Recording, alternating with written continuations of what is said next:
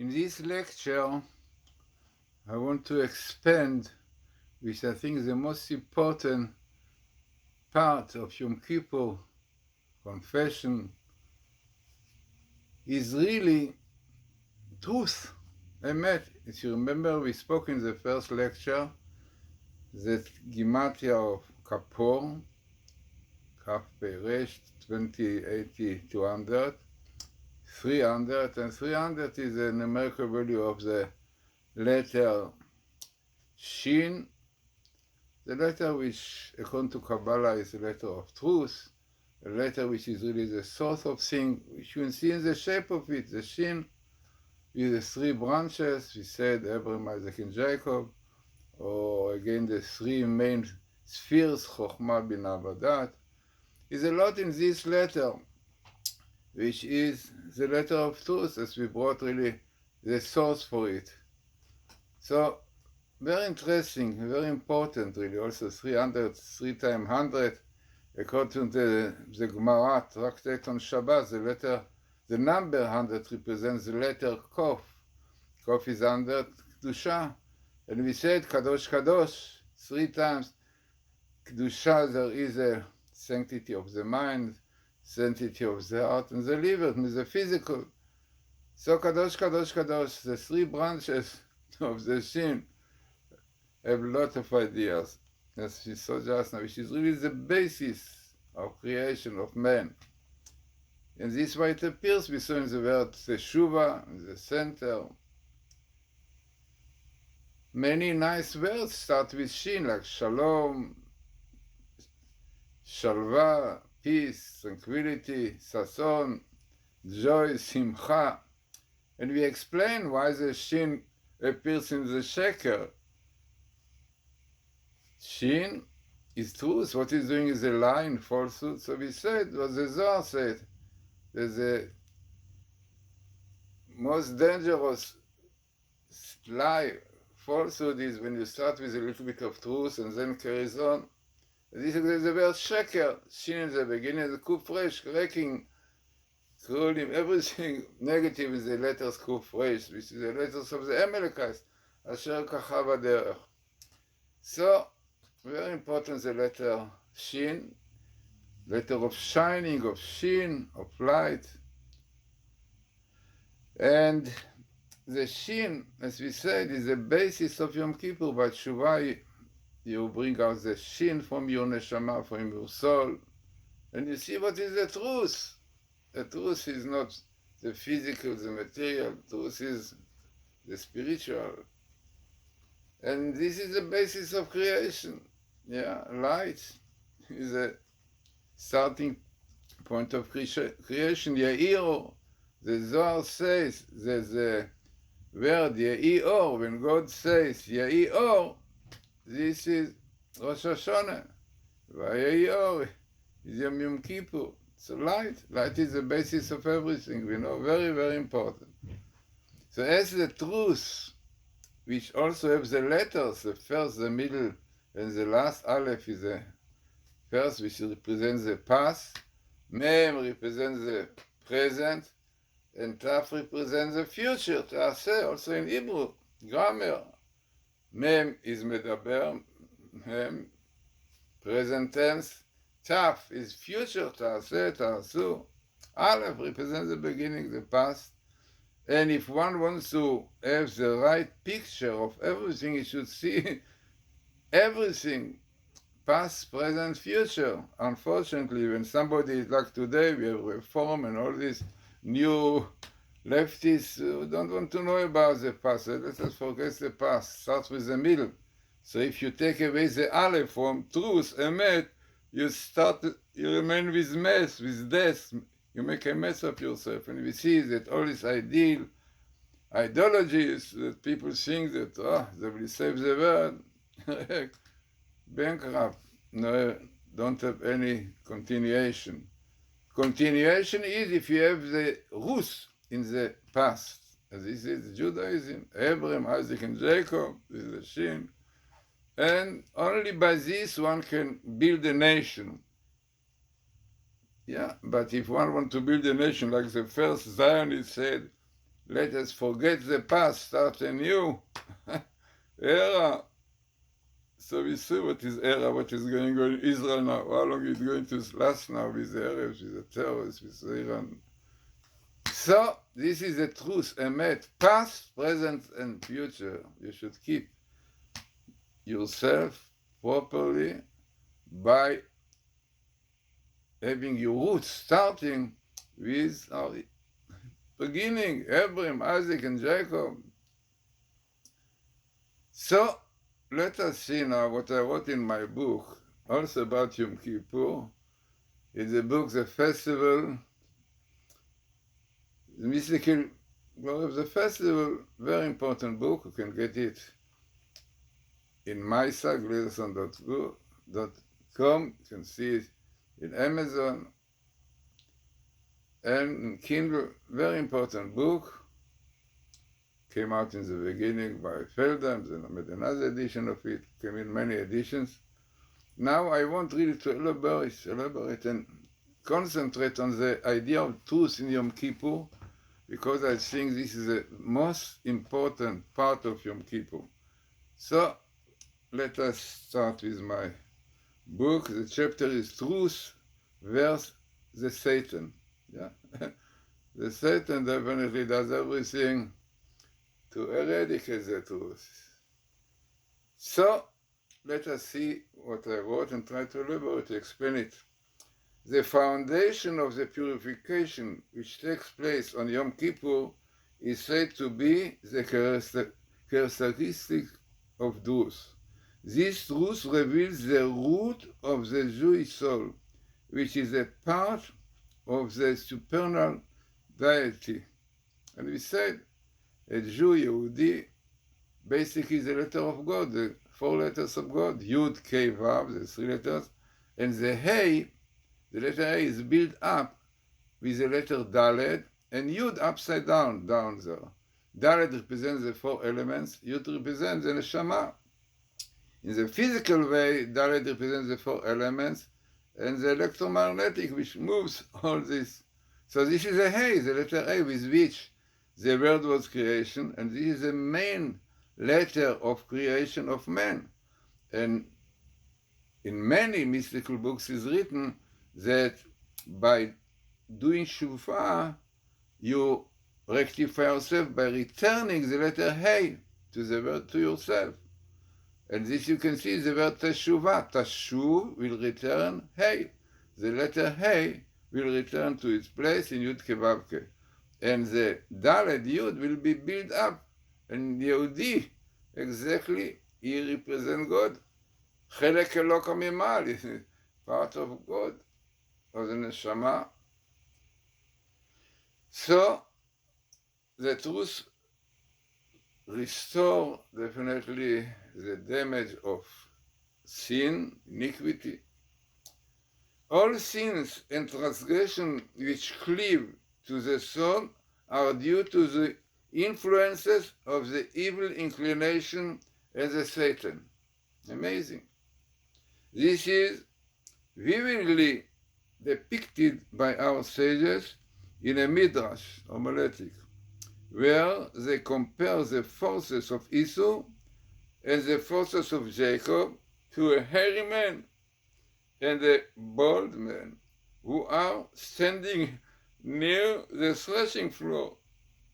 When the wind stirs up the chaff of the wheat and it falls on their head, the hairy man cannot easily remove the pieces which have become entangled in his hair. For the bald man, however, a simple motion of the hand suffices to clean his head. So very important. Definitely this is exactly the idea. The hairy man is so full of sins, iniquities, crimes. So definitely when this straw represents the evil forces, really the veils, you know, the klipot, yeah, how is it called? So when they stuck into the essence of Esau, going with, not those who wicked people, really, we don't keep the Torah full of hair. No, very difficult to take it out. But Jacob, righteous people definitely, who don't have these sins, so they don't have the hair, they are bald, so easily they can remove it. Very, very important. So, carry on in this idea, we can see that the seed of Jacob, the equivalent of the bald man, needs only strong spiritual wind to clean away the dirt of transgression which has accumulated in the soul. This is what happens on Yom Kippur. It is then that a pure spiritual wind blows and removes impurity from those whose inner souls are pure. Because for them, the impurity of sin is only external, and as it is external, film caused by the influence of the evil inclination and Satan. Truth, therefore, shines, by the way, the shin here shines, on Yom Kippur, illuminating the purity of the inner Jewish soul. The sins which are removed from the Jewish soul are cast, as it were, onto the scapegoat. The goat represents the Satan who must carry the responsibility for the sins of Israel. I think it is unbelievable and so important to know, because people don't realize what Yom Kippur is. Okay, many people go to Yom Kippur, even Jews who are far away. But this is exactly the idea. But in Yom Kippur, somehow, this inner truth in the neshama shines. And somehow man feels really there is something more important than this physical, mundane life. And this is the shin, the shining of the Jew comes out through realizing the shin, the truth of the neshama. And the roots, the shoresh, also in the shoresh, the source, yeah, they have a lot of shin, rei, shin. All those letters represent roots and beginnings. Shin is a root, beginning. Reish is reshit, beginning, shin. This is, because there are three letters, because there are three main parts to the neshama. Nefesh, ruach,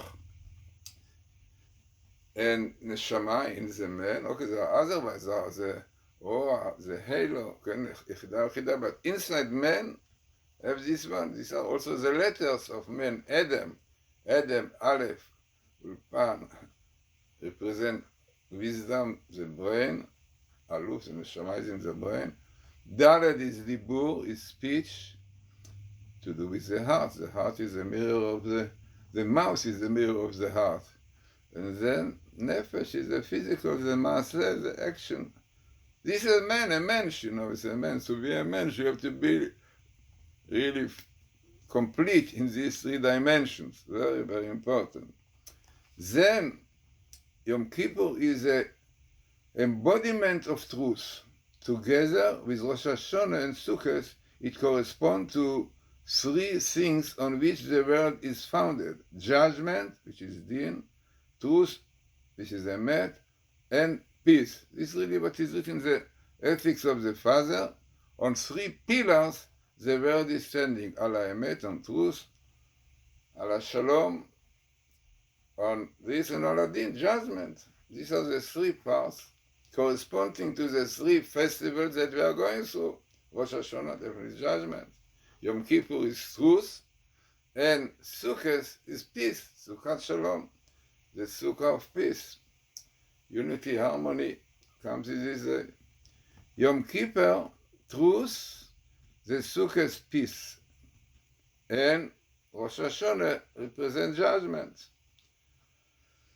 Then carrying on into it, you can see so much more in it, that on Yom Kippur the attribute of truth shines from the, really shines forth, better to say, to reveal the essential quality of Israel. Israel is essentially pure, and Mauritius its sins being caused primarily by the influence of the evil actions of the other nations. Quite well, unfortunately, yeah. The spiritual channel which connects Israel with its inner soul on Yom Kippur is expressed through one of the central parts of the Yom Kippur service, which was conducted at the time of the Holy Temple, the incense offering. Yeah, it was very important offering every day, but it was mainly done by the high priest in the Holy of Holies. The incense, ketoret. The word ketoret. The high priest carried out the part of the service inside the Holy of Holies. Now, very interesting is to look into the letters of incense Hebrew, which ketoret, what they are. So the root of the word ketoret, incense, is kator, which means tie or connection. Yeah, many in Aramaic, but ketor, kata represent connection. It is in fact similar to his Hebrew kashor. In Hebrew kashor, kesher, is connection, and in Aramaic katar is very interesting that in Aramaic, which is very close to Hebrew, that is changing with shin. The incense which sends its sweet odor from down below to God on high symbolizes the connection between the souls of Israel on this earth and the root of these souls in heavens. You know, the root of the soul is in heaven. All the time there is part of the soul in heaven. The Khatam Sofer, one of the very famous old rabbis, about 200 years ago, so he says something very interesting.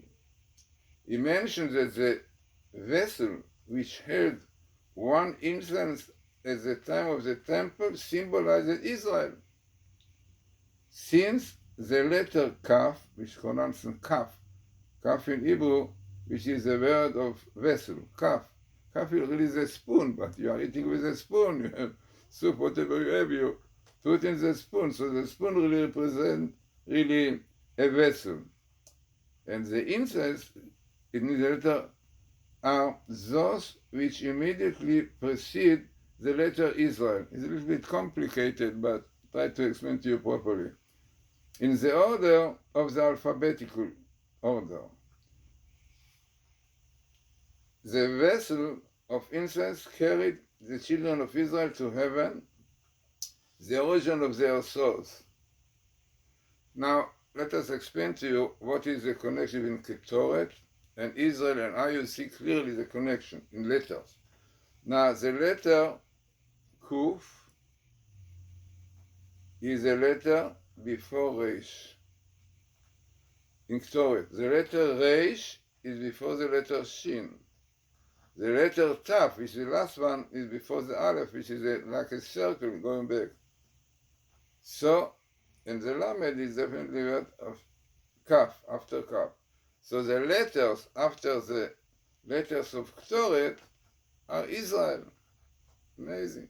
So Kaf Ketoret, and like the Ketoret represents the medium through which the soul is elevated up to heaven, to its source in heaven. This is what the Ketoret does. He connects the souls of Jews to God. And this is what the high priest does in Yom Kippur. It is very interesting that this idea comes in a Midrash.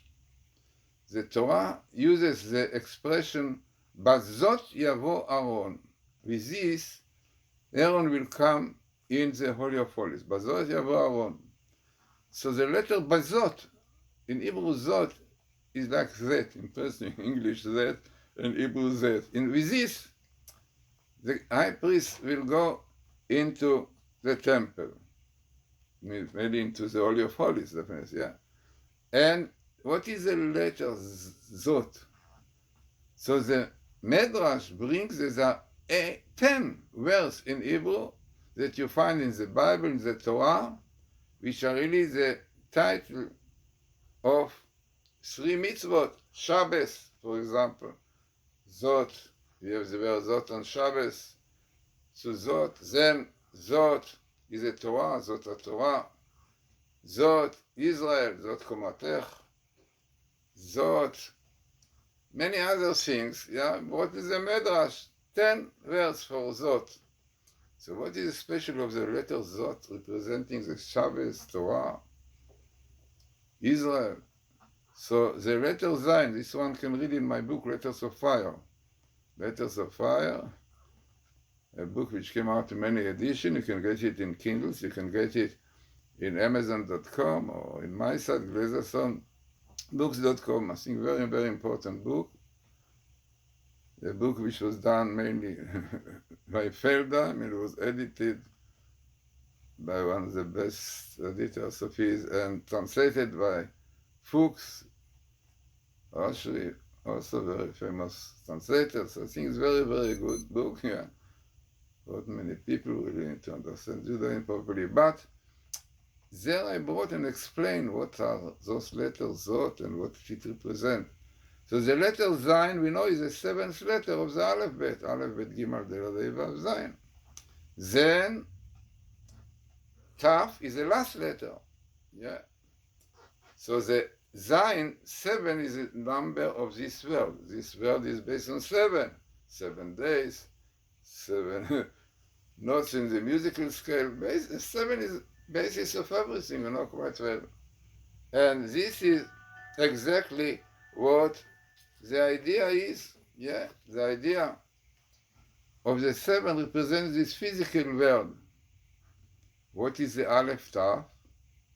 Zot, Aleph Taf are the alphabetical letters from the beginning to the end. The first one is Aleph, and the last one is Taf.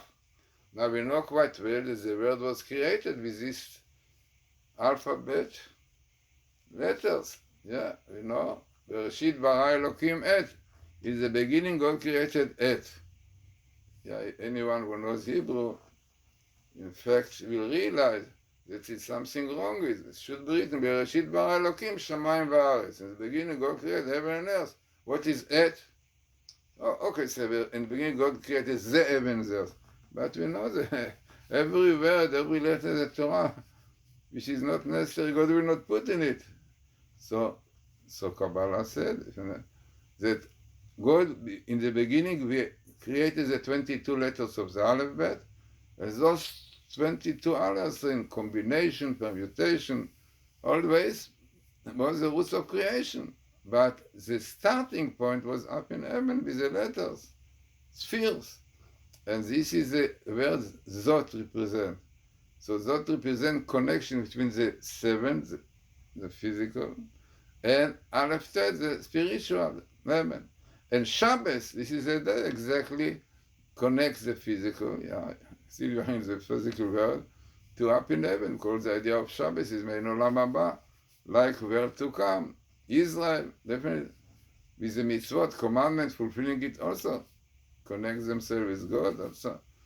And the Torah also, and all the other words which are brought there, like, yeah, and clearly behind this idea of Zion, like, and this is the word that in English, that is like Zot, but in English that doesn't say much, but in Hebrew, definitely, I wrote in my book, Hebrew source of language, to show clearly that English came from Hebrew and many other languages.